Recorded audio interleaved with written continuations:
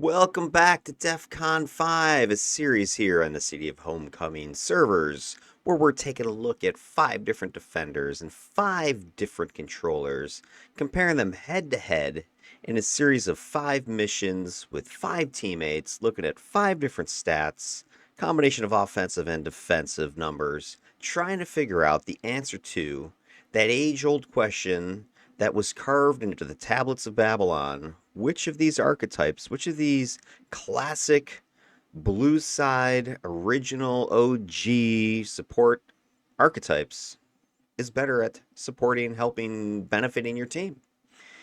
And at DEF CON 4 here, we took a look at Nature Affinity. And we're asking the question, is our defender, Skreaming Tree, with his combination of Nature Affinity, not Storm Attack, but Sonic Attack, and Energy Mastery, is he better at supporting a team, or is it our controller, Fey Wode? Dark Control, Nature Affinity, Dark Mastery. Let's go ahead and take a look at the numbers so that we can present the data to you, the jury out there, so you can come back with a verdict here. Which one was better? So let me go ahead and pull up our numbers. Here we go. We've got our friend Skreaming Tree on the left in the blue corner, and in the red corner we have Fey Wode, our controller. And some of these numbers I've already presented in the original team videos that I put out earlier this week and end of last week. I've also shown you the builds, went through all of my design ideas behind both of these characters, did a little solo action as well to show you how that all works, and then I've recorded all these stats in the last set of vids to consolidate and present to you here. So let's go ahead and see what happened. So Skreaming Tree had a total of 5 missions as intended. Total of 62 minutes of time was invested. And we had a little Malta escort mission. We had some carnies, had to take out a boss. We had some Circle of Thorns, had a click of glowy. And then we had a couple of nasty PPD, Paragon Police Department, the Keldian version of them, both with a morality mission and a bank mayhem mission. This has all been on red side.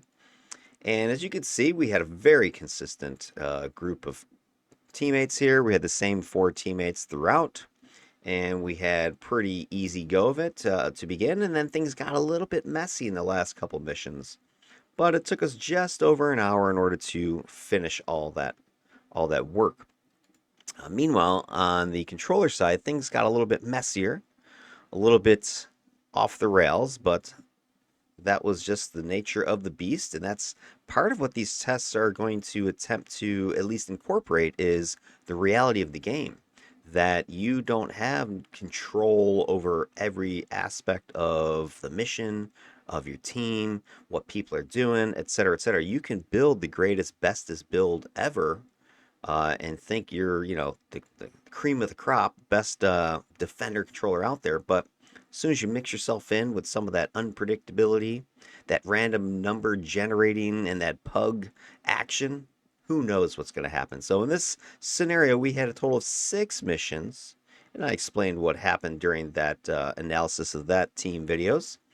But the long story short is we ended up about 81 minutes of total time, so an extra 21 minutes. And then we had similar style of missions here. Escort mission against the circles. We had some Devouring Earth on a tip mission. Some council. We had to take out the boss. Then there was an Arachnos ambush in a little bank mission. A little Circle of Thorns glowy click. And then we had the PPD fighting against Back Alley Brawler in that one. We actually had our first 2 on both sides. We had our first 2 bona fide PTOD heroes to go up against Synapse and Back Alley Brawler. Mayhem missions. You can see those are very similar to each other, 27 minutes, 25 minutes. But the controller side of the equation was much more variable. We had, again, 6 missions.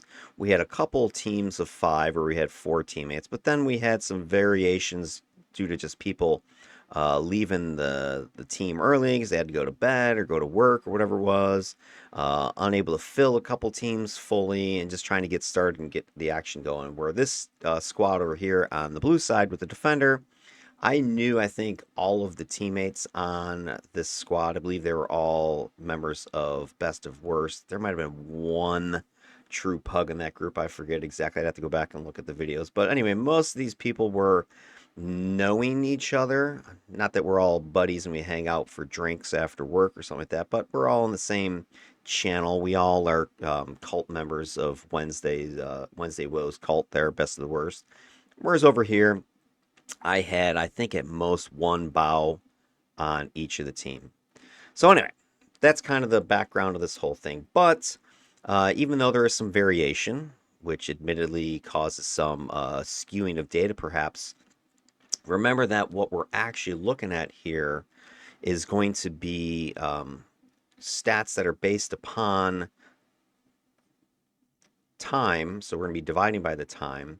And we're also going to be dividing by teammates. And we're calling these stats rates in the case of the per unit of time, and indices in the case of per teammate.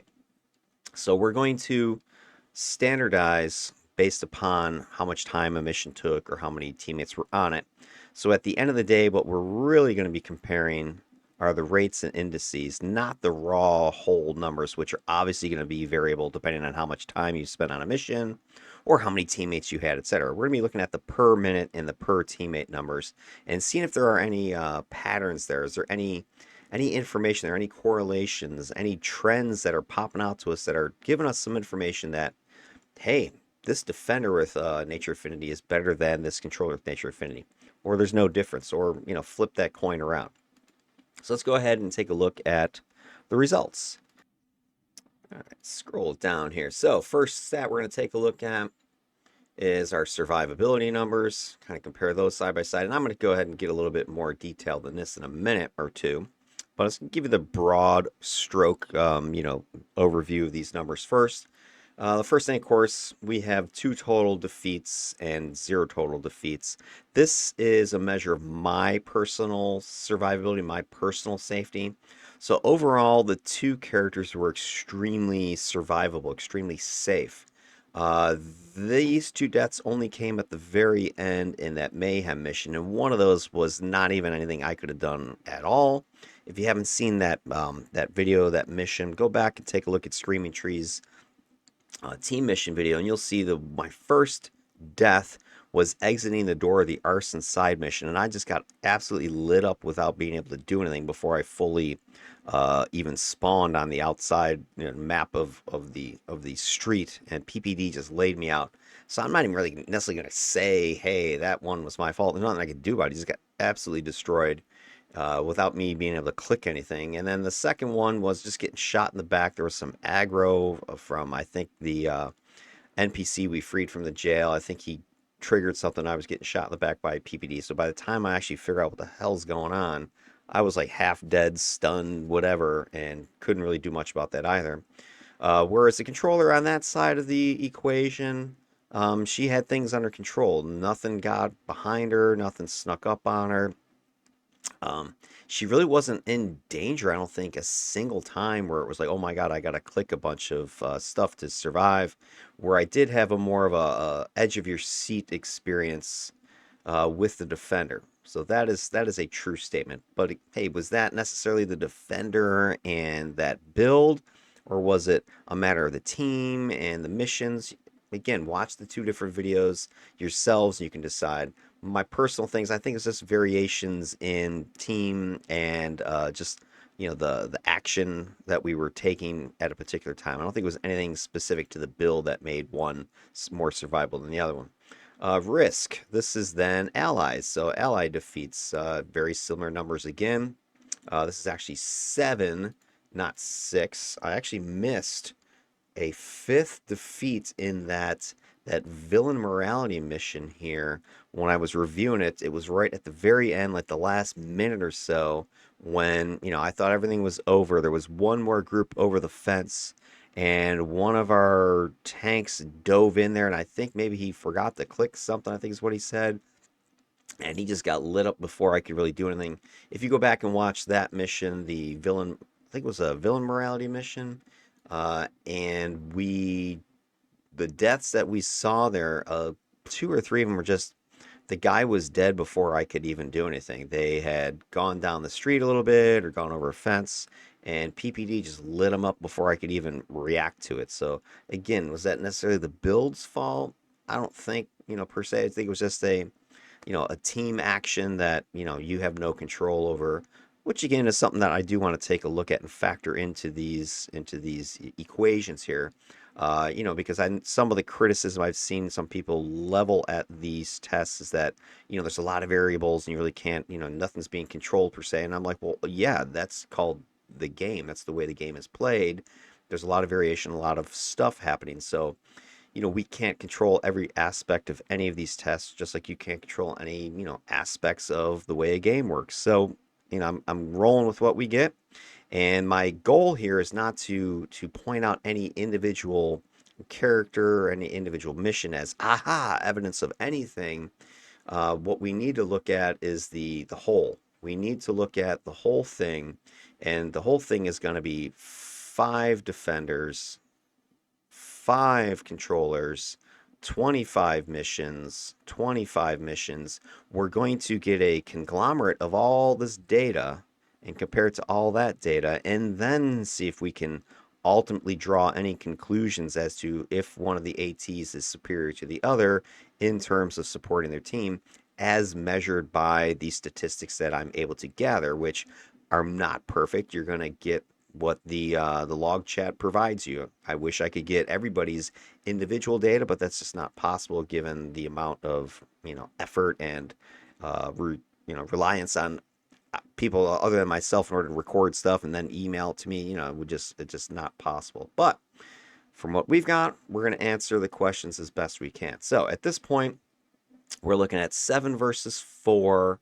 The mayhem was pretty, dangerous for both groups, 3 and 2. But it was really, this was the one mission that was the big difference here. And I kind of noticed that in each of my runs so far. When I have, set of 5 missions, it's usually one mission that everything goes to hell and then a bunch of people die at one time. Pretty standard. All right, so there we go. The only one thing that does pop out to me, though, about this particular statistic, aside from, hey, it's pretty close, the one thing you do want to factor in that is potentially a difference is the fact that this is an extra about 20 minutes and an extra mission. So I have fewer defeats of my allies, even though I was on missions longer, and I did one extra mission. So the real question is going to come down to this.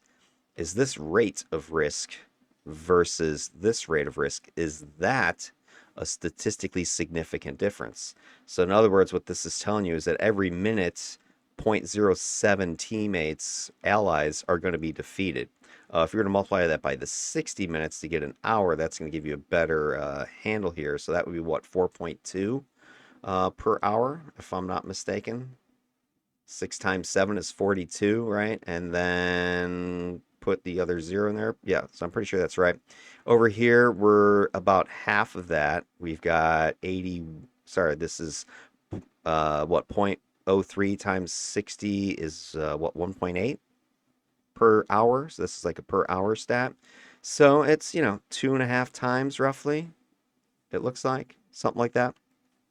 So off the, just looking at those raw numbers like that, it looks like, hey, chalk went up to the controller as far as being safer for their allies. Again, is that statistically significant? We need to go and dive into the numbers and the graphs to see if that's true. Then we get into some offensive stats. Lethality. This is how many foes each of the characters is defeating. Now this one on the surface looks pretty dramatic, 172 versus 337. This controller had twice the kills. Does that mean it's twice as offensive, twice as dangerous? Not necessarily, because again, we have to look at the time factor.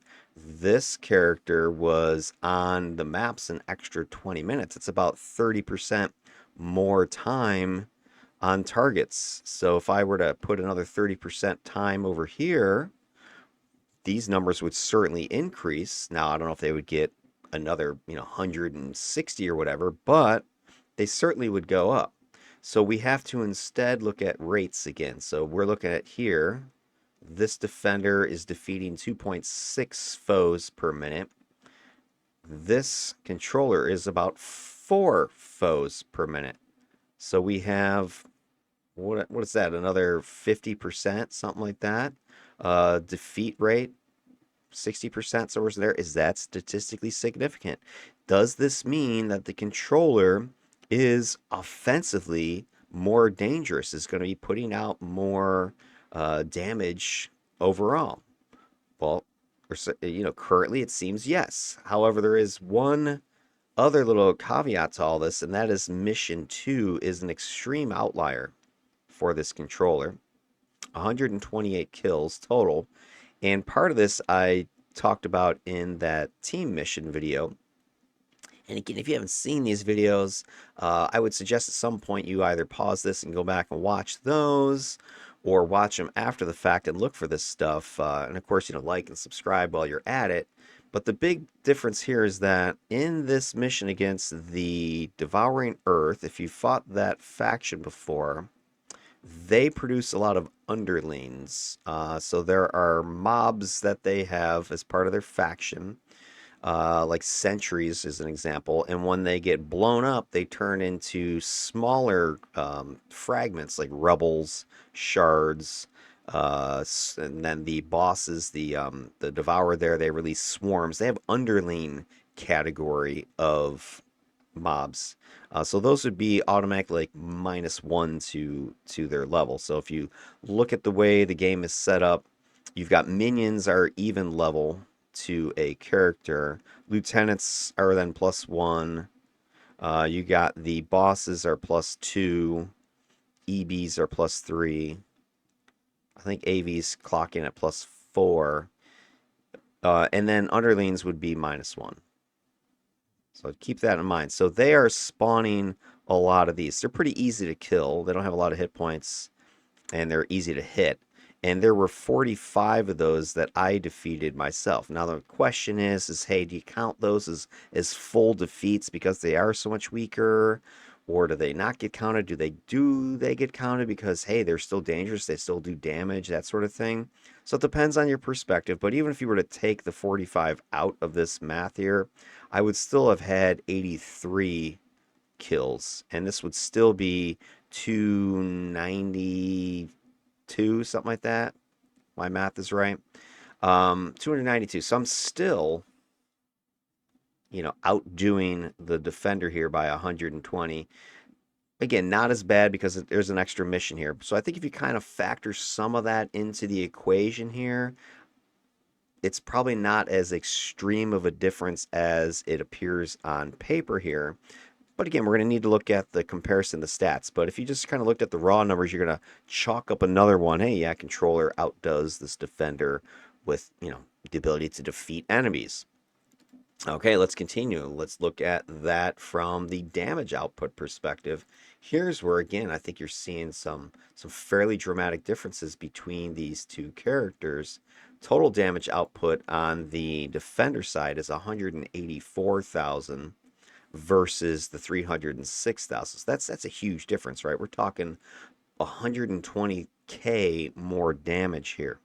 Now, hey, why is this so much more damaging? A controller shouldn't be out damaging the defender, which, on paper this is true. But one of the reasons for this is going to be because of the pet damage. So let's kind of take a look at that. Scroll this down here. And let me zoom out a little bit here so we can see those pet numbers. Scoot this down. There we go. So then we'll get this pet up here. So here we go. We got our two tables side by side, and you can see one of the huge differences between the two is this defender's pets were 67k. This controller's pets were 156k. So we're looking at about a 90,000 difference right there. So that is the bulk of that 120k. Remember, the defender has lore pets only, which is pretty much what the controller has here. And then it's got energy fonts from its ATO set. It's got 2 shades, and it's got an Umbral Beast on top of that. So it's got an extra, like, 4 pets worth of potential damage. So it's not surprising that this controller has a ton of damage coming from its pets. I was surprised by the sheer amount of damage that it was putting out in comparison, because if you look at the actual character itself, the character side by sides, the controller did 150 and the defender did 117. Again, this is controller outdoing, but remember, this has 1 extra mission. So we're going to have to factor that in the per minute calculations in a second. So this number is a little bit misleading because it does have the extra mission on it. So again, you can't just look at the raw numbers and go, ooh, that guy's way better. There's an extra, whatever that is, 16% potential data that's being added to this thing. But I did build this controller for damage. He did have the assault hybrid. He did have the reactive interface, where this defender was built more for buffing and supporting and healing, that kind of thing. So there's a definite build theme strategy difference between the two. But the other thing I do want to kind of factor in here that I'm not sure the numbers show this, or maybe the numbers are showing this, and this is another thing. It's like, hey, why is this so low possibly? And I think the one area that we have to remember is that debuff. This defender is using sonic attack, and sonic lowers damage resistance. So it's possible that another reason why this number is as low as it is because enemies were being defeated sooner, defeated at less HP. So even though I'm doing the same amount, it's not like this is changing the amount of attacks I'm attacking, or sorry, not the amount of damage I'm putting out. Right? If I put out 100 hit point damaging attack, the minus resistance is going to make that essentially do like 120 or whatever. But the deal is that overall everybody's doing an extra little bit of damage because of this damage resistance. So it may very well be likely that the reason why my damage numbers are low is because enemies are being defeated faster because everybody's doing that little bit of extra damage because of the debuff resistance. This character over here didn't have minus resistance outside of the reactive interface. I think had some in it. But nowhere near the numbers that the Sonic was doing. Because if you remember from the build video I was talking about this, Skreaming Tree should be able to leverage somewhere between like 30 to 50% damage resistance debuffing on any given chain of attacks. So this could easily help me explain this thing, that hey, the reason I'm doing less damage is because by the time I go through my chain, I do 100 damage, I do 200 damage, I do 50 damage, that thing's dead. I don't need to go through a whole nother chain of attacks to kill it because everybody's been doing this extra 30, 40, 50% damage and the thing is destroyed already. So this number here may be explainable by just foes being defeated sooner. And then if you take that, that kind of ties back into the shorter mission times, right? Because the missions were only just under an hour, 62 minutes here, or just over an hour. And compare that with the controller, whose time was 81 minutes. Now, this was based upon an extra mission, but even with the extra mission, this is still in the mid 70s. So we've got a difference of about, 10, 15 minutes, something like that between these two. So if I'm killing things faster because their damage resistance is debuffed, that can help explain the faster time as well as the lower total output damage. Not to mention the teammates on this squad, I think overall were a bit more damagey, just in a consistent manner. We had a Sentinel with blasting, we had a Peacebringer Triform with blasting, we had a Brute on the team with savaging. So we had some fairly high damagey teammates. I didn't have as much damagey teammates with the controller over here, especially on that first team with the first 3 missions. The second set of missions with those 3, I did have a blaster. They were putting out some decent chunks of damage there. They were like level 51. So anyway, I think that helps me understand some of this lethality and some of this damage output So if you kind of combine that all together, again, it seems, wow, the controller is whooping this defender's behind, but we have to look at the rates. So if we go back and take a look at that now, look at the per minute numbers, we got 2,800 here versus 3,600. So that's decent, 800 extra damage per minute is being put out by this particular controller. That's with the pets and everything else. So, hey, that looks pretty good, but is it significant? We need to take a look at those numbers and see if that's true or not. And another factor is just like with the controller having that sort of one outlier mission. Mission 2, if you remember, that was the one where they had the tons of devouring earth, 128 foe defeats. They also had their greatest damage output in that second mission as well. If you look here, we're looking at 86, 87,000. That was their most damaging mission as well. And part of that, and just I was thinking about this, remember the Devouring Earth, they produce those cairn emanators. And if I'm not mistaken, those cairns give damage resistance to the Devouring Earth. So with the extra damage resistance, that means these Devouring Earth need to be hit more often. They have to take more damage in order to be defeated. And I think in that initial group of 3 characters, I was probably, I don't know if I was the top damage dealer, but I had to be 1 or 2 because the 2 tanks weren't putting out a ton of damage. The Dominator wasn't putting out a ton of damage. It was just Nate knocked back. I think it was knocked down. The bow buddy there, one of the best of the worst, he was playing a blaster, energy blaster, so I think he was obviously putting out some damage.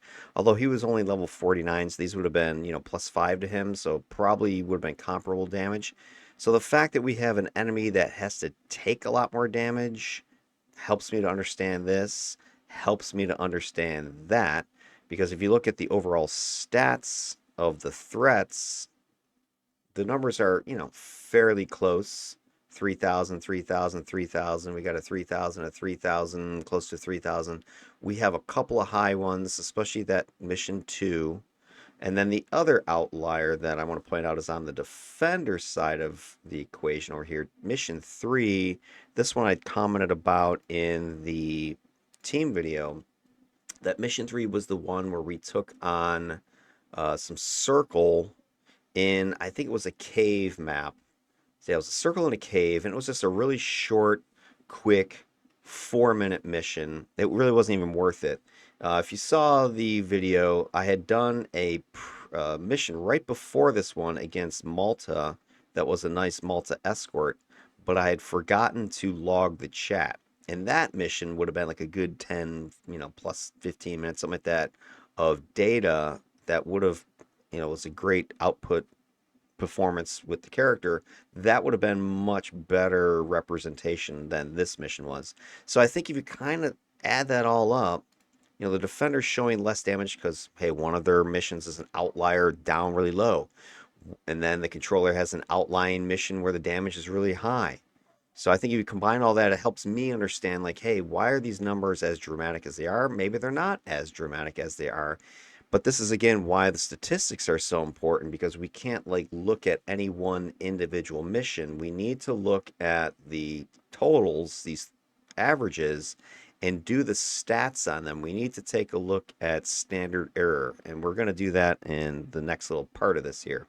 But let's kind of wrap up this initial side by side, looking at the individual characters. We then have the resilience stats. This is the beating that the character is able to take without, obviously they can die, but, the overall amount of damage incoming, how that impacts anything.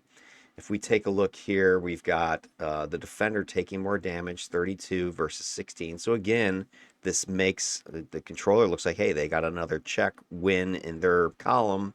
They've taken about half the damage that the defender did, and this is equally impressive because again we're talking about an extra 20 minutes of mission time. We're talking about an extra mission in total. We had one mission, mission 3, where there was only 2 teammates, as opposed to the defender always had 4 teammates to help soak some of that aggro and some of that incoming damage. So hey, why is this defender, taking such much more of a beating? I talked about this also in this team video for Fey Wode, and I think part of the explanation, or I'm almost 100% certain of this, is that Dark Control not just is mitigating because of control. Dark Control also has some pretty powerful to hit debuffing, which makes being hit a lot harder than over here where Sonic doesn't have any sort of defensive debuffing, right? Sonic is doing minus resistance. That's like an offensive debuff. You're making it easier to defeat enemies. So here you're making it harder for the enemies to hit you. So I think if you come look at that, that helps me understand, hey, why is this number looking like skewed towards the controller? And one of the missions also is kind of skewing the data as well. We have a bit of an outlier here. Mission 5, very low incoming damage. I'm trying to remember that one. Let me go up and look at the overview. Mission 5, Circle Glowy. I think that was the one in the sewer? Or no? Yeah, there was a Circle Glowy. I think it was a sewer mission. And we just kind of quickly got in there, took care of it. It was fairly benign, easy mission to do. I wouldn't not gonna drop the data or anything like that, but it's just, you got this variation within missions. Some are real easy, some are much more difficult. That mission 4 for the defender was brutal. The amount of damage that he took on that one, that was the one with the PPD. This was the morality mission. This is on par with a mayhem mission as far as challenge and threat level. So I didn't have a mission like that with the controller where it was much more dangerous. So I think you look at that very dangerous mission versus more mundane sets of missions here, that helps you understand again why there may be a difference between these stats.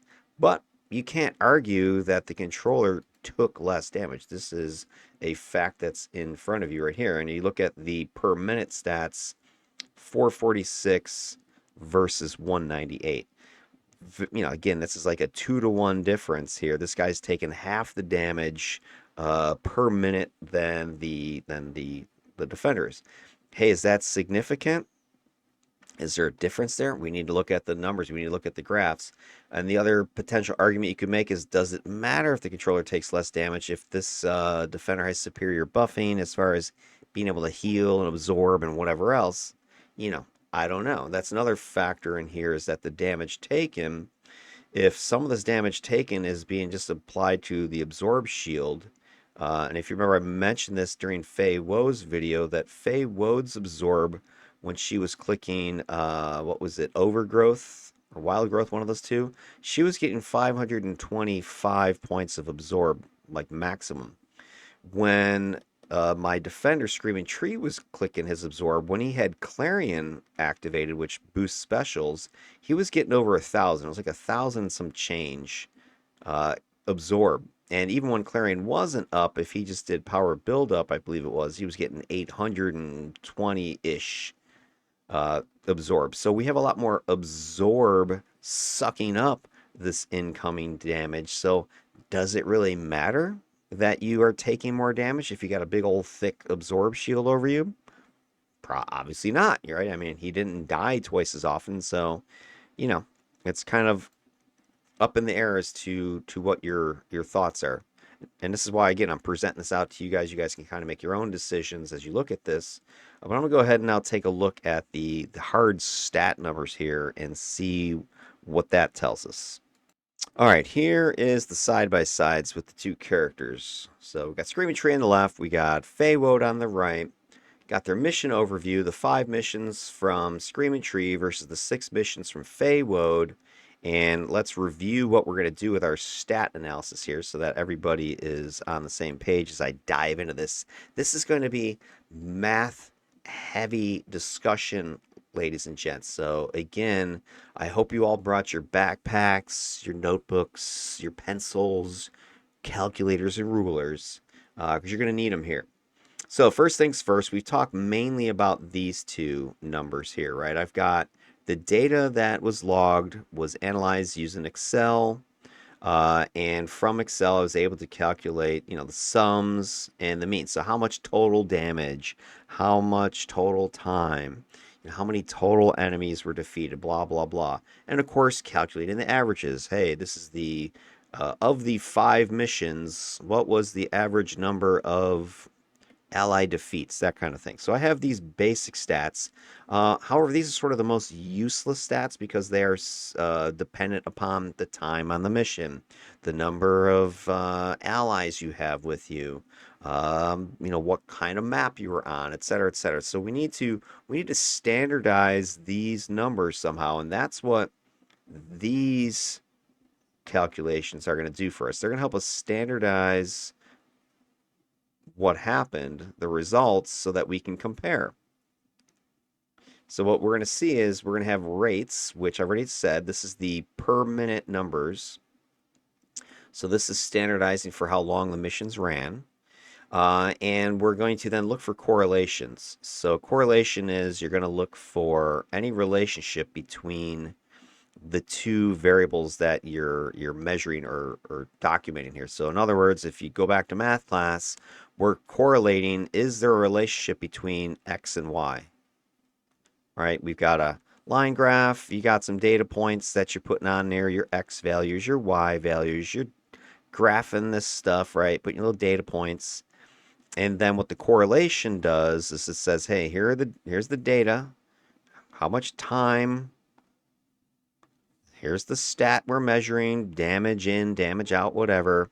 And we've got these data points. Then what we do with correlation is it creates a line of best fit that gives us a representation of X and Y's relationship. In other words, the slope. So we're gonna calculate slope. We got a line of best fit. And the slope is the change in Y over the change in X. What's their relationship? What's their ratio? Relationship. We're looking for this. Is there a relationship as time increases? Does the stat do what? Does it go up? Does it go down? Does it stay the same? What happens? That's what we're looking for with the correlation. And what correlation does to calculate the relationship is it does something known as R squared. And R squared is a value between 0 and 1 that looks at this slope and essentially says, hey, what's the percent confidence or accuracy, if you will, of this slope, that this slope actually, that this line represents this data accurately. The closer to 1 you get, the more reliable it is. You want this. You want close to 1. If this slope is this data, is what the relationship is. Hey, as X goes up, Y goes up at this particular rate. Then it'll be close to 1. If your number is not close to 1 and it's, heading towards 0, then this slope, this line does not represent the data. In other words, this data is just a shotgun blast of random dots on a piece of paper, and there is no relationship between time and whatever the statistic is. So we're going to take a look at the 5 different stats, and we're going to compare both defender versus controller with those 5 stats. Are there correlations between time and stats? Because I've asked that a few times. I said, hey, the controller number looks better, but they were on the missions longer. So this will help us answer that question. That's one thing. The second thing we're going to be looking at besides correlations are going to be these indices. We're going to be looking for distributions, and this is going to be looking at the teammate number. So for this one, we'll see if we'll explain this one for you. Hopefully it makes sense by the time I'm done. My eraser tool out here. Dude, look how messy. It's like the chalkboard of old school days, right? Or your whiteboard. All right, so anyway, indices. So indices are whatever the stat is. Turn my pencil around. It's the stat per teammate. Now for the first group, my defender, right, had all the same teams. So I'm dividing by the same number each time. For the controller, my team number varied, so this denominator is going to be different each time. So what we're trying to see here, is there any relationship between the stat we're getting and how many teammates are on the crew? And this one is sort of because we want it to be standardized, but it's not, so we have to account for this somehow. So this stat's a little bit difficult to, I think, interpret overall, so I'm going to try to do my best to explain it. So I think that'll be best before we try to dive into what the numbers actually mean. So here, let me kind of give you my question. I think that this stat helps me to answer.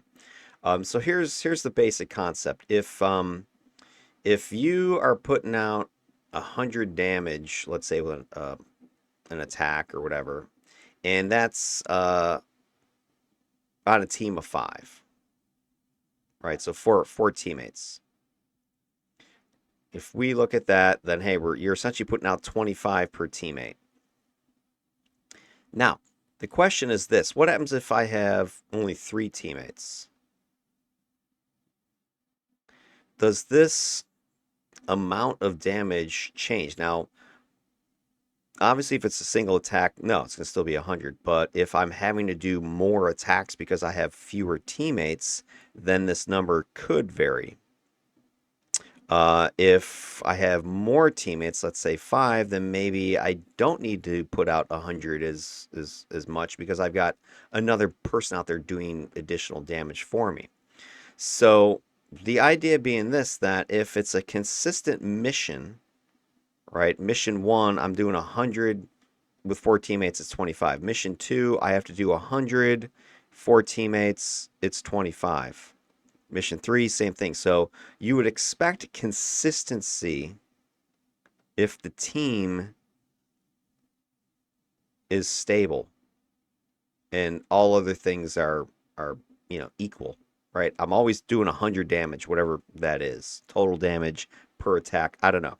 But just a hypothetical 100 number. So I'm looking for this consistency. So you would expect that if the team size is correlating with this damage output, you should see consistency, right? If the team is stable, if there's a correlation, if there's a match. However, let's say I'm doing 100 with the first one, then 200 with the second one, even though I have 4 teammates. Now this is 50. And then another mission I have to do 400 with those 4 teammates. Now it's 100. If I'm seeing this, I'm now seeing inconsistency, even though the team is stable, even though I still have the same teammate.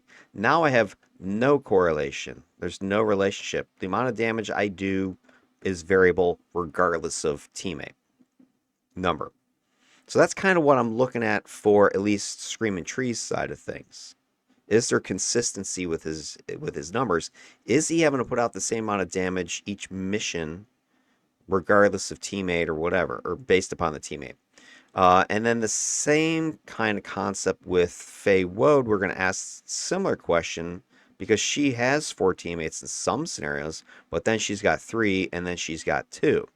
So are we seeing for her, normally let's say she's putting out 100 damage with the 4 teammates, but now she goes down to 3 teammates, she has to put out an extra bit of damage this time around. Maybe she's got to put out 150 damage. Now this number changes, 50. And then let's say now she's got to put out 200 damage with just 2 teammates. Now this number is 100 damage. So are we seeing a shift? Are we seeing a change in her damage output, depending seemingly based upon the teammate number? Because you would expect that would be true, right? You would expect that if your teammate numbers are going down, you're going to need to put more damage out, or you're going to take more damage, or whatever the stat is we're looking at. You would expect a change, right? You'd expect some variation in that data. But if it's consistent, I'm only putting out 25 each time, regardless of how many teammates, then that's telling me that there is no correlation. that, hey, the number of teammates doesn't matter. I'm putting out the same amount of damage each time. Maybe I'm just doing more buffing or something like that. So it's kind of like a different question, different answer for both people depending on their scenario. So that's where this data gets a little bit wonky, but that's what I'm trying to look at here. And the way it works is you're going to be using a distribution plot, or like a box plot, or a box and whisker plot. So you're going to have this stat per teammate over here, this index, and we're going to see two. Actually, it might not look like that. You're going to see two box and whisker plots. You're going to see maybe this and this. We're going to have our defender, we're going to have our controller, and we're going to see a box, we're going to see a whisker. Little bars like this. All right, so hey, what does this mean? So what this box is showing you, this represents half the data, 50%, the interquartile range, it's called, with the mean, the average being in the middle. So 50%, 25% of the data is here, 25% of the data is there, 50% total, half the data is there. This would represent, in the old bell curve system, this represents this chunk. This bulk of your data is here. That's this. Okay. These bars represent the outline, the rarer data, the other quartiles. You've got the 25% up here, 25% down here. And the length of these whiskers depends on how big of an outlier distance we're talking about. If we have really super high data and super low data, then these whiskers are going to be much broader, right? As opposed to if the box and the whiskers are really tight, then your data is much more consistent. So we're looking for this distribution. We're looking for the consistency because we're trying to figure out, again, we're expecting for Tree that we should have consistency, right? We should have pretty tight data because he's got the same number of teammates, the same exact teammates each time. So if each teammate is contributing what they're contributing and Tree is contributing what he's contributing, and it's all the same kind of thing, you should see consistency there. You should see tight data. If we're seeing inconsistency, then you'd expect his boxes and whiskers to be much broader and the data is kind of all over the place. Conversely, I think with Fey Wode, you'd see the opposite. If you're seeing pretty tight, consistent stuff, even though her team size is changing, then it seems like it doesn't matter that she has different teammates. It's all, it's kind of like she's doing the same thing every time, even though the team numbers are changing. Whereas I would expect that because the team sizes are changing, she's going to have more variation in her data, representing that she's having to do more or less depending on how many other people are around her. So that's kind of what I'm looking at this in these indices for to help us, and what the box and whisker plots are helping us to see. So if you see tight compressed data, then it's a consistent performance. You can kind of like put money on it, sort of a thing. Whereas if it's broad and spaced out, it's inconsistent. And then you can also see the skewing of the data, the outlier data, is where you can see, wow, there is some skewing, some really low numbers, or you can see skewing, there's some really high numbers shifting your median, right? Your mean is always going to be the middle of the box. The median you'll see is a little X on the boxes. So it'll look like this in this example. You'll see this where here's your mean, the average. The median is the middle number where I've got data point 1, data point 2, data point 3, 4, and at data point 5, this really low outlier is going to shift the median downward. And then the last thing we can do is we can look for this as far as comparisons head to head. If you see the two side by side, the defender, let's say, versus the controller, and there's again no overlap between those means here, between the boxes, that's telling you, yeah, there's definite difference between those two ATs within the context of that particular statistic. Now, exactly what that means kind of remains to be seen.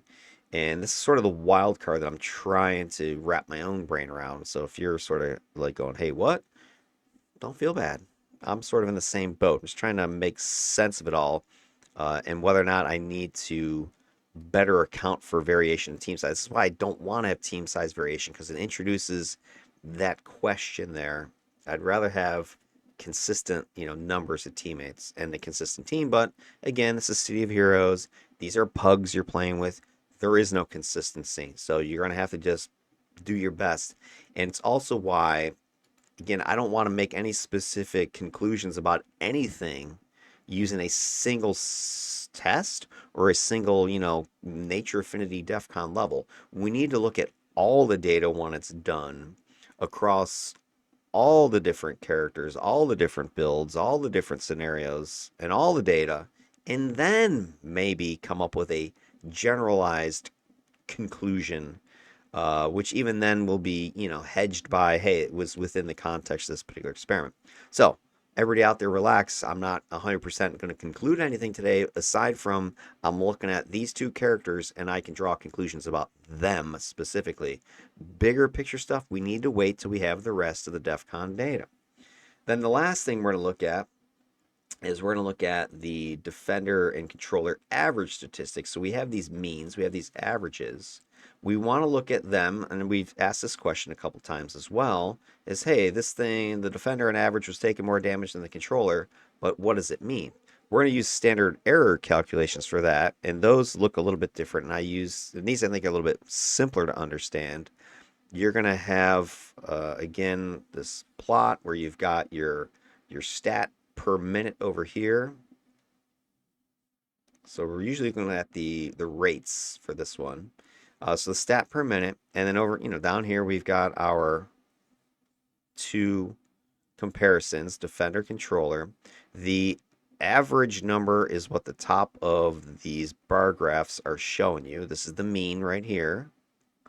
But then you're going to see error bars drawn for them that'll look something like this. So it kind of looks like a box of whisker. The difference is these are always attached to the origin down here, 0. You're going to see this. And what we're trying to do here is ask the question, hey, are these two different? Hey, this is bigger. Does that mean anything just because it's bigger? This is what the standard error in this particular plot is going to show you. So what you can do with this one is remember what these error bars are showing you is that the top is telling you the absolute maximum average that it could be, and the bottom is showing you the absolute minimum. So your true average is somewhere in here.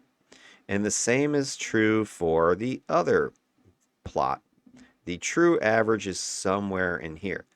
This is what we want to compare. Are these ranges, these error bars, overlapping or not?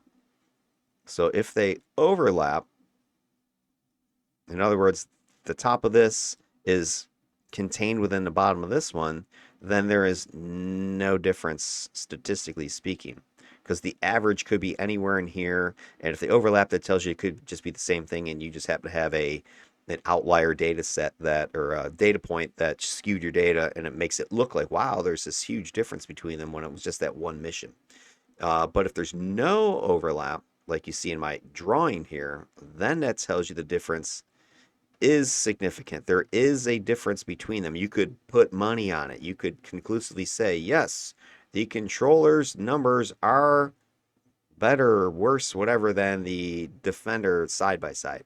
That one is a very important statistic, I think, to take a look at. This is probably maybe the most important, but the other two are more internal kind of controls, just looking for consistency, looking for correlations in, the distribution of the data itself. But this is like, hey, who's better, who's worse? This one will kind of give us that.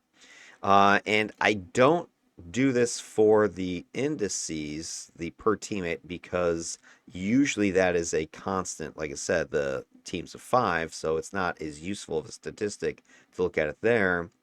But unless I end up with more variation later, more variable team sizes, then I might incorporate this for that as well. But right now I'm just looking at the overall rate comparison, standard error with that.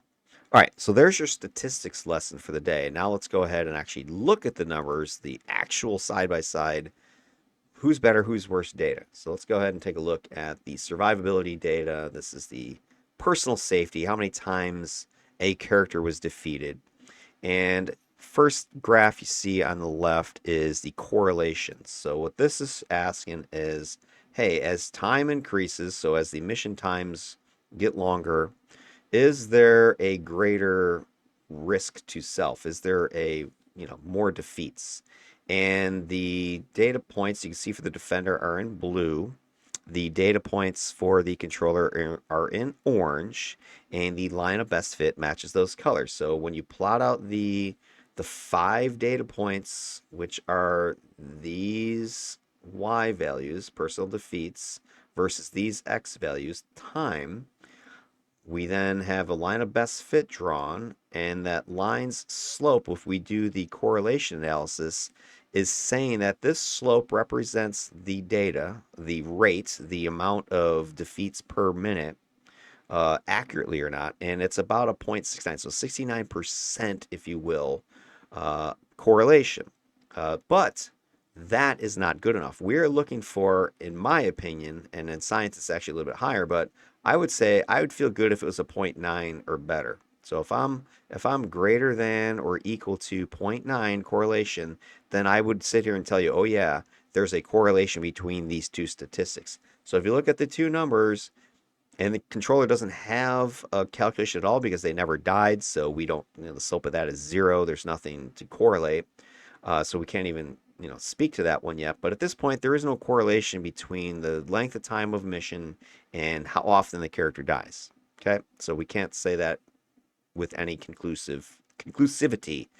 Then the next one is taking a look at the standard error from the mean, SEM. This is the standard error. So here we're taking a look at the averages, right? We're taking a look at survivability average of the two, 1 and 2. Oops, sorry, it's this number here.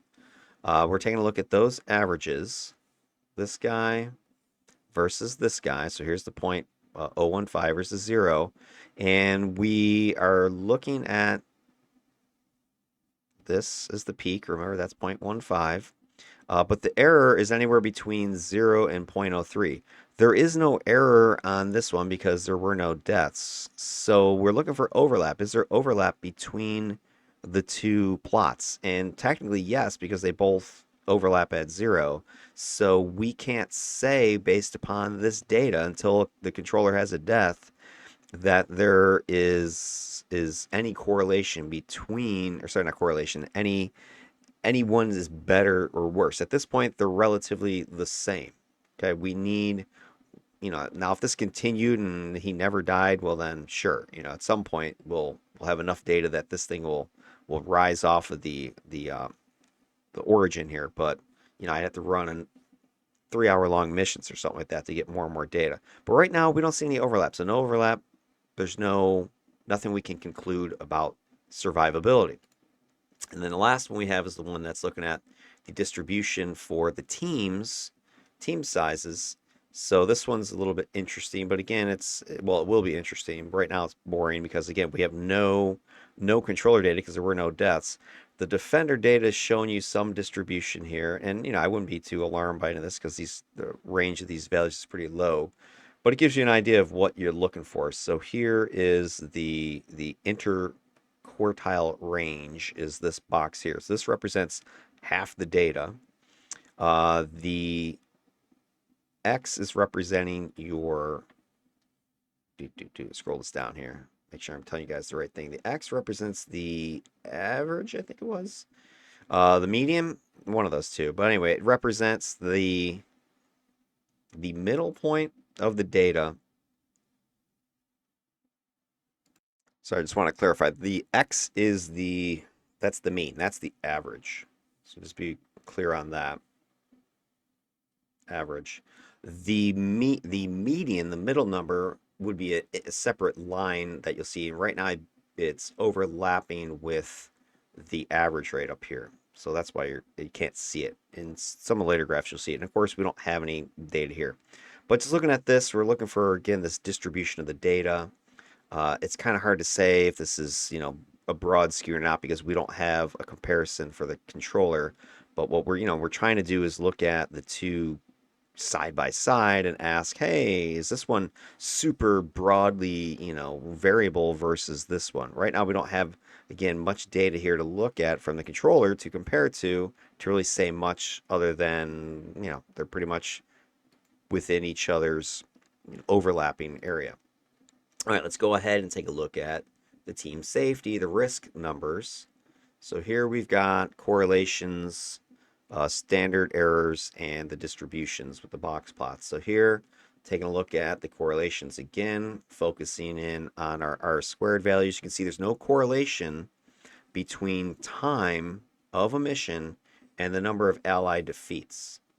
So even though a few more allies were defeated versus less time, that's given a 0.44. Then we're looking at, hey, fewer were defeated even though it was longer time. That's given us a 0.62 correlation. But neither one of these is to the threshold of that 0.9-ish or better. They say, oh yeah, there's definitely a relationship between the longer that mission goes, the more likely you're going to die. That is not a true statement. And then we've got our standard errors. So we're taking a look at our averages. So here it is. On average, right, the allies were dying 0.07 ally defeats per minute versus the average 0.03 allies per minute from the controller. And we're saying, hey, is this, wow, this is half the amount. That's got to be significant, right? We'll look at the graph. No, there's no overlap. Sorry, there is overlap. So no significance because there is overlap. There is overlap between these error bars. Remember, the true mean is somewhere in here. The true mean is somewhere in here. There's overlap. It's not significant. So even though, hey, this looks on paper like, wow, the controller's doing a better job, you can't statistically conclusively say that. So no. So at this point, we have stat 1, really no difference. Stat 2 so far is no difference. Let's take a look at any effect that the team number may have on the data. This gives us our first kind of, type of data we can actually chew on a little bit here. So again, this is the index. So this is the amount of allies that were defeated per the number of teammates on the squad. Here's the average numbers here. You're seeing with the X. And we have, fairly consistent data between the two. There's really not much difference. A little bit of a wider spread than what the controller is. And again, what I'm thinking should happen is that because my defender always has divided by 4, I would expect that whatever this value is, whatever the stat is, should be relatively the same, as long as of course the missions are the same, which they're not, but should be same-ish. Maybe, I guess, maybe be a way to put it. It'd be more likely to be the same than if the denominator was changing on top of the numerator, right? We can't control the numerator's value, but we can control the denominator. So we would expect same-ish. So if we get same-ish data, then we would expect tighter distribution. And if we get tighter distribution, we would expect a smaller box plot, right? We'd expect this. But again, we're seeing pretty tight numbers from 0 up to 1.23-ish or whatever that top number was. The bulk of the data is here. Is this super, not tight data? You really can't say because we don't have a lot of numbers to go with, and it's only up to like whatever that is, 0.9, so it's not a huge number. The controller, on the other hand, we're taking a stat and we're dividing it by either 4 or 3 or 2, depending on the team, right? We're putting all that data together. So you would expect looser distribution.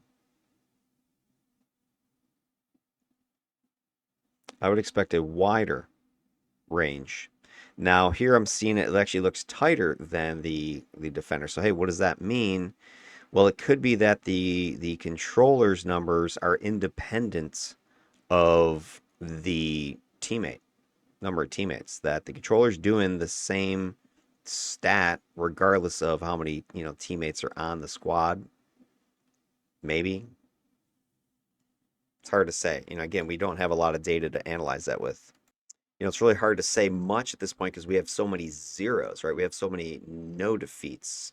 So we really don't get any data from those instances. But right now, four teammates, two teammates or three teammates really doesn't seem necessarily to matter how many defeats. But we'd need way more data to do much conclusion for that one. So this data is minimally useful at this point. All right, let's continue with the next stat, lethality. So here is your body count, how many foes your characters are defeating. Now here we see our first correlation, and it's with the defender. So take a look at the defender's numbers here. So as we plot the number of foes versus the time with the defender, those dots are nice and tightly lining up with this line of best fit, this slope here. And we're getting correlation of 93%. So in other words, you can say for the defender, yeah, the longer the mission goes, he's getting more kills. This is a statement of fact. The controller, we cannot say that. The controller doesn't have that. And here's the reason right here. Remember, this is mission, what was it, 2, the Devouring Earth. That one mission is such an outlier. Look at it. It's just popping up here. You can see that it's a weirdo. Because the rest of the data actually falls pretty consistently along that line, right? If we kind of do this, look at just those orange dots. They're pretty tight. And I actually did this off screen. I removed this data point, and sure enough, this, now it didn't go up to correlation levels, but it was like 0.65-ish or something like that. So it, almost doubled from where it is. So it got much more likely that controller, longer mission, more defeats of foes, which kind of makes sense, right? You would assume that. But remember that the controller had more variation because the team sizes were changing. So it could be that it's not as good of a correlation because your number of teammates is impacting as well, which we might be able to get from this data down here in a second. All right, then the other thing we want to look at, because here's your next one, here's your first perhaps aha moment. We're taking a look at the lethality standard error. We're comparing side by side the defender and the controller. So we're taking a look at the average, this 261, which is here, versus the 408. This is how many foes being defeated per minute.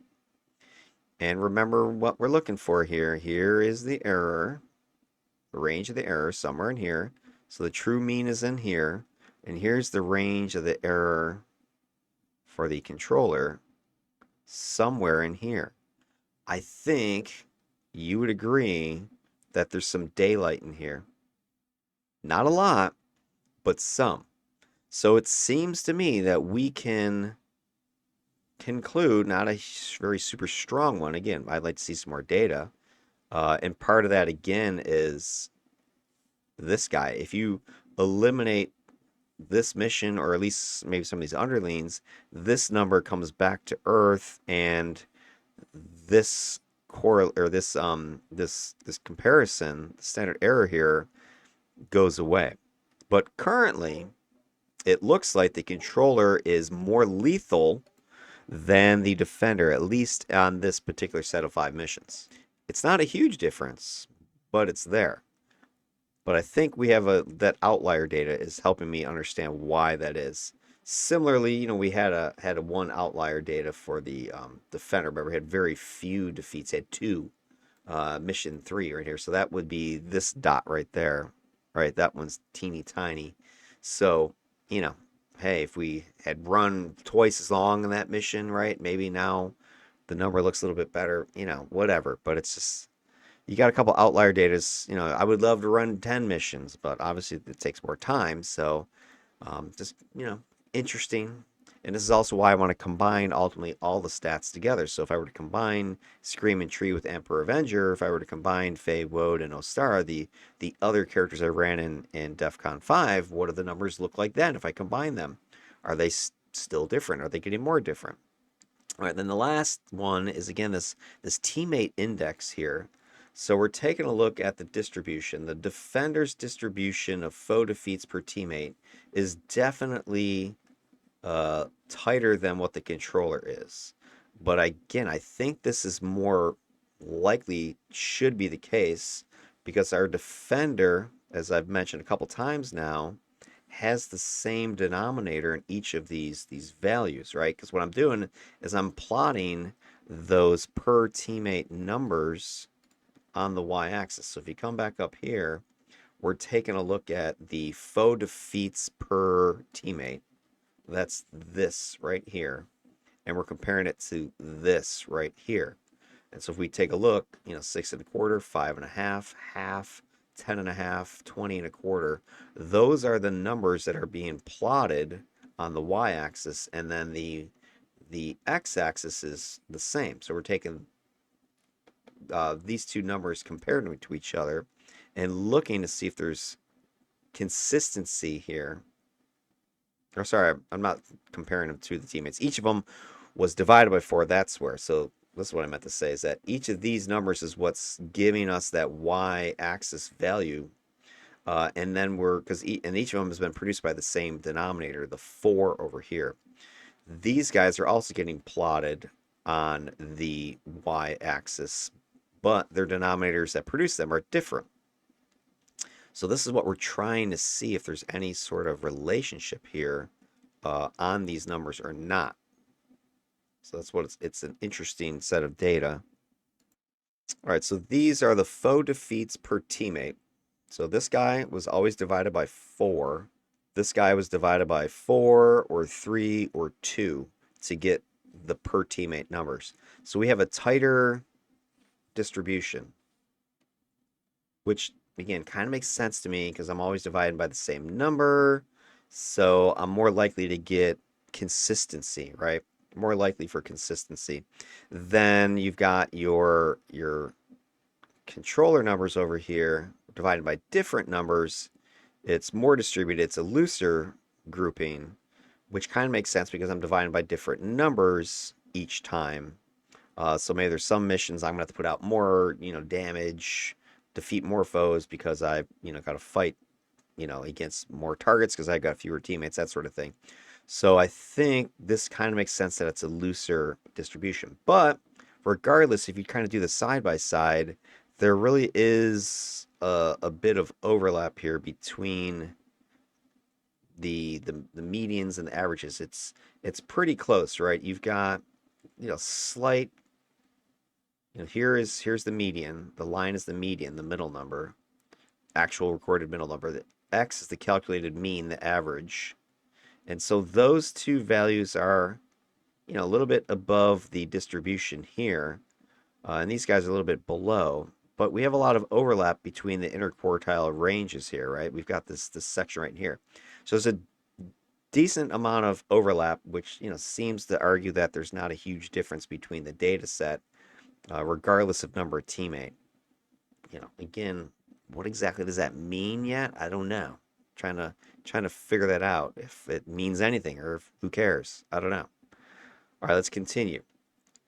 Threat. This is your damage dealt. Again, let's take a look at the first two sets of data here. We've got looking for correlations again, and we've found it. Our defender has correlation. As time increases, his damage output increases as well. That kind of seems common sense, but look at the controller. That is not true for the controller. So as the controller spends more time on a mission, they do not have strong correlation to producing more damage. And again, we have some outlying data. We have that one mission against the Devouring Earth, which is skewing the data a little bit. So I think if you, again, eliminate that one, maybe now you approach that correlation value, and that is then a true statement. But, I have the data, so I can't just say, oh yeah, I'm ignoring that one. But the Devouring Earth may be a unique faction. It's the first time I've fought them in 4 different characters, so maybe I'll inject them in a later matchup and see if I see weird numbers with them again, or it could have just been that map, could have been that mission. I don't know. There was other stuff going on there against the Devouring Earth. We had to take on what was it? Maelstrom and Polar, or not Polar Shift. What that fire tanky guy was, I forget his name. So we had a couple boss level guys, so that could skew the numbers a little bit as well. I don't know. Interesting. I maybe to go back and look specifically how much damage I had to do to them, although I wasn't the only one doing damage to them, so don't know. But here's the other interesting thing. We take a look at the standard error comparisons where we're just looking at the average threat rates, which, again, on the surface, it seems pretty dramatic, right? We've got like an 800 DPM difference, but when we go ahead and standard error look at the comparisons here, there is overlap between these two error bars. So overlap means no significant difference. And if indeed mission 2 was an outlier, then yeah, these numbers come down to earth a little bit more. Because I mentioned this in that team video analysis that about 2,500 damage was done just to those little underlings alone. So, if you don't count them, then this number comes down. Or if you factor in that the Devouring Earth were putting up those damage resistance cairns, and that was causing me to have to do even more damage to take them out, that can easily explain this. And so I think when you look at it as a whole, I don't think there's a huge difference here either. So, I mean, at this point, we don't have a huge difference beyond the one thing we can say is it seems the controller, at least probably because the outlier mission, was able to defeat more foes uh, and is close to being more threatening as far as damage output. But I think there's that outlier data that's really helping me explain that. And then we take a look at the team index data for this one. Again, we've got overlap between the two groups here. This one much more consistent here for the controller, where the median and the mean were the same thing, just about falling right on top of each other. So the distribution of the data was very clean, right? We got 25, 25. We got 25, 25. Here with the defender, there was a skewing upward. Now this one's a little bit more interesting because, again, you would expect more consistency from the defender because it has that same denominator, yet I'm seeing some skewing, right? I'm seeing some, higher than normal. But again, the mayhem and that PPD tip mission helps me see why that, would be skewed a little bit. But it's not nice in uniform like this. So this kind of gives me an idea that defender seems more independent of teammates. The controller seems perhaps more dependent of teammates. It's hard to say exactly right now. I have a tighter distribution, yes, but actually I would say more of this, that the distribution's tighter, so that seems to suggest that the number of teammates is very consistent, so it's giving me the consistent data as I would expect, but mission difficulty is more probably important here than teammate number. Might be what the skewing is suggesting to me. And then the controller, here we have very consistent overall data, but it's a bit looser again. I'm not concerned that it's looser because I think because we're dividing by different denominators, that helps explain the distribution being a little bit, more spread out. But it seems the missions were more balanced perhaps across the spectrum of them. Maybe. Again, hard to say. This data needs more thought. I gotta, kind of figure out, because there's a lot of things you can read into it. It's not as clean as some of the other data. It's not as just simply, oh yeah, there's team size data. And again, it's why I wish, like, if my teams were consistent, I wouldn't even worry about it. So I may have to standardize this, these box and whisker plots here, this distribution data. I might have to come up with a composite set of data. So I'm thinking about it now, meaning that I might have to factor in both variables. Like if I were to take the rate and divide that by teammate, that might be a more representative set of data here. In other words, take these rates that I'm looking at up here and then divide them by the teammates, because I'm doing a certain DPM, damage per minute, let's say, per teammate. That may be a more viable comparison than just looking at the per teammate, because the per teammate is, yes, a variable, but I'm also having to do more damage or less damage per minute. So I might need to make a composite comparison. I'll have to think about that. Probably do that maybe for the final analysis. All right, so anyway, looking at that, again, no huge differences, right? And then we got our final stat we want to take a look at, and that's the resilience numbers. And here is, the damage incoming comparisons. So we have no correlations. We have close. All right, we're close with the defender, but not all the way there. We're not in the 90-ish numbers. So we can't say for any certainty that, hey, the longer the mission, the more damage you take, or no, we can't say that for sure. And then over here, we have an interesting, here again, we have this to me is the stat that kind of is the comparison, is the one that showcases everything. Take a look at this. Standard error, we're comparing the average incoming damage for the defender versus the average incoming damage for the controller. And we look at the standard error. So the true average is somewhere in here for the controller. The true average is somewhere in here for the defender. So there's much more variation for the defender. But there's absolutely no question. There's no overlap here. So there is a significant difference. This controller did take less damage per minute than the defender. No ifs, ands, or buts.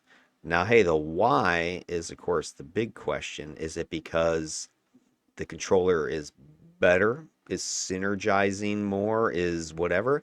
I think part of the answer is yes. I think nature, being nature, is a strong buff set.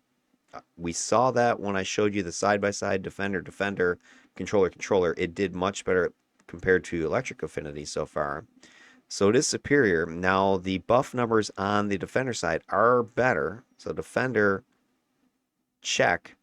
But the controller is getting mitigation from two sources.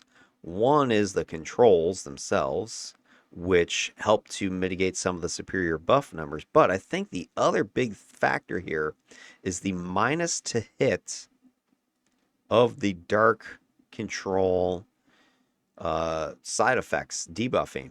I think those controls have a ton of minus. I know they have a ton of minus to hit, and I think it factors in. I think because there's so much minus to hit that you're just not getting hit and not taking damage. So, yeah, you got superior supporting, potential over here, the defender with the higher buff numbers and the absorb numbers and everything else. And, so maybe you can take more hits and it doesn't really matter. But generally speaking, this combo, nature and dark at least, dark control nature affinity, is a superior supporting combo than this version of nature affinity with sonic attack over here on the defender side. I think that's clear. I don't. Is there any outlier that explains or gives us a reason to pause on that? I don't think so. I mean, I'm looking at the raw numbers. No one mission was like, oh my God, look at that one crazy mission. The numbers were fairly consistent. There was this one, kind of outlier mission here. Maybe you strike this mission from the calculations or something like that. But again, it's not gonna change things because it's gonna affect all these numbers. You're gonna be dividing by less, blah blah blah. So there wasn't any weird thing. I think over here in the defender there were two missions that were just huge damage incoming. That to me is the big difference here. So if you take a look at the individual data, the mayhem versus mayhem is probably the first place to look. This is probably the most direct comparison here.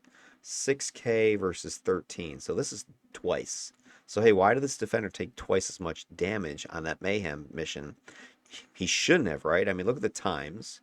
27 minutes, 25 minutes, almost the same. He had 4 teammates, only had 3. You would expect, hey, shouldn't you take more damage because you have 1 fewer teammate? You would expect that, but no, actually took less damage, right? So that mission alone, 489 versus 268, that to me is the biggest factor here. Also, you can kind of see the direct comparison of the indices, the teammate numbers, 3,000, 3,300 with each teammate. So he was taking, even though he had more teammates, was taking more with each teammate versus this one with fewer teammates. Again, you would expect this to be larger. If 10,000 damage was coming in, divided by 3 teammates, you'd expect 3,300. If 10,000 damage was coming in from the same mission, divided by 4 teammates, you'd expect 2,500 damage. You'd expect the defender to take more just by, or less, just by virtue of having more teammates, but it was not true. So, hey, how do you explain that? Yeah, the teams, operated differently, right? There were different factors, yes, but that's like the most consistent head-to-head comparison I think you can make here. And hey, why, even those other differences in teams can't explain alone why you've got practically 7,000 less damage coming in on this mission. Or is that 6,500? 6,500 less damage, even though it's the same amount of time just about, and just about the same number of teammates. So this team, maybe they were just better, but were they 6,500 better? Or can we factor in something else? Minus to hit,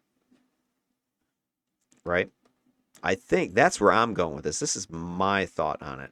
Now, I don't have any proof of this yet. I'd have to run, let's say, a defender with some Dark Blast, or run, another controller with some Dark Control or something like that, which I don't have lined up. I don't know if I have a Dark Blasting defender coming up. I might have one in my list. Potentially I have one. But anyway, so this to me explains this. And this is where I think, we can definitely put a plus in the controllers column over here as better at supporting. And the reason for it, I think, is that this is the first instance of the mythological synergy. Again, I think there's only one N in synergy. Synergy, one N or two. But anyway, you've got controls. That's going to lower incoming damage. Yes. You've got buffs, which is going to make your team more resilient and recover, that sort of thing. Yes. But we've also got debuff. And that's something that, if we come over here to the defender side, we got buffs. We got buffs, right? We got even better buffs. The buffs, the question is, hey, are the buffs on a defender plus more damage greater than or better than the lower buffs and the controls? In Electro Affinity, I saw this, they're about the same. Here, I'm seeing the opposite. I'm seeing they're less than. And I think this explains it. A debuffing set, specifically this minus to hit, is making this a safer combo. Now, does that mean all controllers are better? No. We saw that with Electro Affinity. That was not the case. But in this case, it is. Now, does that mean all controllers are better with Nature Affinity? No. In this combo, it is. But what if this was a Nature Dark Blast defender? So instead of leveraging necessarily the minus resist with the more damage, we went with minus to hit on this side. Then what? Then what would have happened? We would have lost damage output, I think. Probably would have required more time to defeat the enemies, but we definitely would have been safer. So that would have been an interesting test. I don't know that it would have changed things too much. I think what ultimately would have happened is that we probably would have made this equal. But I suspect then the other stat, the threat, the damage output, I think the controller would have won that one hands down then, because the controller was already really close to producing more damage dealt, right? The controller was already 36 versus 28. I think if you switched from Sonic to Dark Blast, this number goes down. I don't know how much, but it would have went down because you don't have the minus resistance anymore.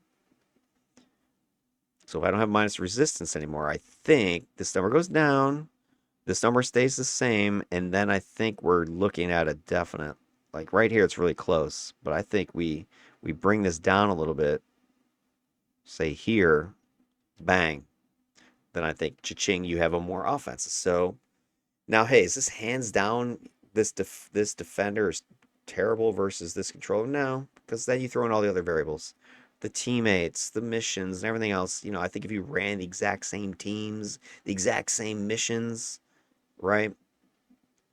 Because I think overall, the big difference was here. This mission was very dangerous on this side. I didn't have the same level of difficulty over here. This morality mission was risky as hell.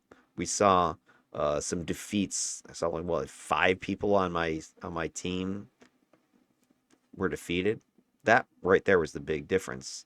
That and then compare mission 2, which was this huge damage and defeat output for the controller. So there were a couple of weird missions there. So I think, in conclusion, verdict. Let's wrap this up. Let's get down to it. I've already kind of given my overall thoughts on it. I think my overall verdict conclusion, if we can get back to that, is that in this particular instance, the controller is the better option, putting out slightly more damage, protecting the team significantly more based upon the damage into herself in comparison. And just even though the missions took a little bit longer, they were safer. And I never had an experience with her being like, oh my God, in the middle of dying. Where Skreaming Tree, I had that for one. If you didn't see that video, the one where he was just about dead to rights as the Ruin Mage was going to seismic smash his brains in. He leveled, and preventative medicine hit exactly at the same time as that damage was coming in, and it saved his bacon. So he would have died right there in that second mission or whatever it was. So I think overall, I at the ding ding, Fey Wode did better. But again, I'm not saying that controllers overall are better. And I think if you compared maybe Dark Blast with Nature Affinity, that might give you a more direct head to head with these two. But then again, I think offensively, the controller would have won that battle hands down. So I guess it depends on what you're looking for. Are you looking for more offense? Seems so far the controllers are putting out chunks of damage with their pets, but the defenders are putting out equal amounts of damage with their extra blasts. The real question is, at this point, I've got superior buffing on the defender side versus controls with debuffs. If I had controls without measurable debuffs, let's say I had mind control, would that have made a difference? Because mind control doesn't have any debuffing attached to it. So that'll be an interesting comparison. All right, well, anyway, I think that is going to be it for my thoughts on this whole mess of data and stuff. Oh, the other last thing I did want to show, don't want to skimp on one other thing, and this kind of gets to my last point there, is liability is another thing that I do have definite data I could show you. This is the damage out versus damage in comparison. And here again, and this is where I'm saying this, and why I think Fey Wode was the superior choice here. Because if you look at the output damage, she was doing more damage overall, and she was taking less damage overall. And when you combine those two into this liability ratio, this out to in damage, look at her, 23 out per in, so 23 times more output than in versus 8.3, right? That's like 4 times better. That's huge. And I think a lot of it is attributable to hit debuffing, at least on the denominator side of this equation. I think on the numerator side, the damage out was pets. So again, I speculate about this. If you can get a defender with more pets, look at your epic sets. Look at the villain patron pools. You can get pets there. I think that definitely balances that out. If you can get your lore pets and like a patron pool pet, that'll definitely increase your damage out. Also, I can't refute that I did build a controller to be more offensive than I built this defender. But I am surprised that she did a much superior job to lower incoming damage. That's the big shocker, but I think it's this. Anyway, that's what I have to say. Take it for what it's worth. Come up with your own conclusions. You tell me what you think. Put it down in the comments below. Anyway, there we go. We're going to move on, ladies and gents. We're going on to DEFCON 3. And prizes for anybody who can guess correctly what buff set I'm comparing next. And double prizes if you can predict the actual matchup, the defender and the controller. We shall see. But right now, we've got 0-0 for electrical affinity. Then I've got 0-1 for controller. So controllers overall, 1-0. Defenders, we'll see if they can come back in DEFCON 3. All right. Have yourselves a good rest of your week.